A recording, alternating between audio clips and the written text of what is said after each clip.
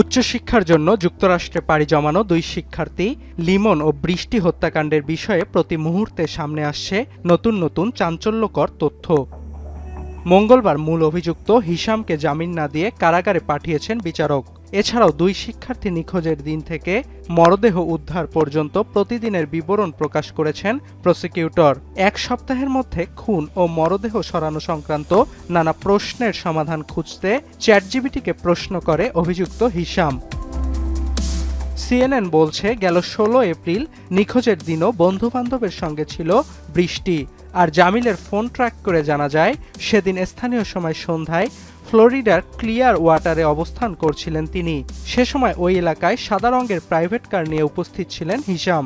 পরে রাতে 10:30টার দিকে একটি প্রতিষ্ঠান থেকে আবর্জনা রাখার ব্যাগ, ঘর পরিষ্কারের লাইজল, দুর্গন্ধনাশক সহ কিছু সামগ্রী অর্ডার করেন অভিযুক্ত।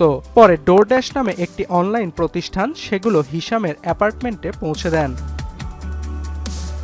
এর পরের দিন মধ্যরাতে অন্তত দুবার হাওয়ার্ড ফ্র্যাঙ্কল্যান্ড সেতুতে যান হত্যাকাণ্ডে অভিযুক্ত ওই যুবক। তদন্তের নাটকীয় মোড় আসে 23শে এপ্রিল। এদিন একটি ময়লার ভাগাড় থেকে হিলসব্রো শেরিফ কাউন্টি রক্তমাখা ফ্লোর ম্যাট, বৃষ্টির ফোনের কাভার ও লিমনের পোশাক, চশমা ও মানিব্যাগ উদ্ধার করে। এছাড়াও তদন্তকারীদের জেরার মুখে নানা মিথ্যা তথ্য দেন হিশাম। এ সময় তার বাঁ হাতে ব্যান্ডেজ জড়ানো ছিল। হিশামের দাবি, পেঁয়াজ কাটার সময় ক্ষতের শিকার হন তিনি। এদিকে জামিলের মরদেহ ট্যাম্পার একটি ফিউনারেল হোমে হস্তান্তর করেছে পুলিশ।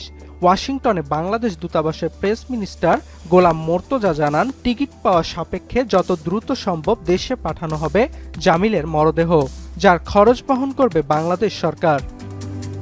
আর নিহতদের পরিবারের পাশে দাঁড়াতে GoFundMe নামে একটি তহবিল খোলা হয়েছে। এটি খোলার 13 ঘন্টা না পেরোতেই বাংলাদেশি মুদ্রায় প্রায় 90 লাখ টাকা সংগ্রহ করা হয়েছে।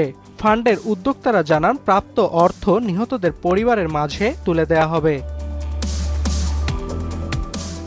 অর্ণব প্রসাদ, এখন বিশ্ব।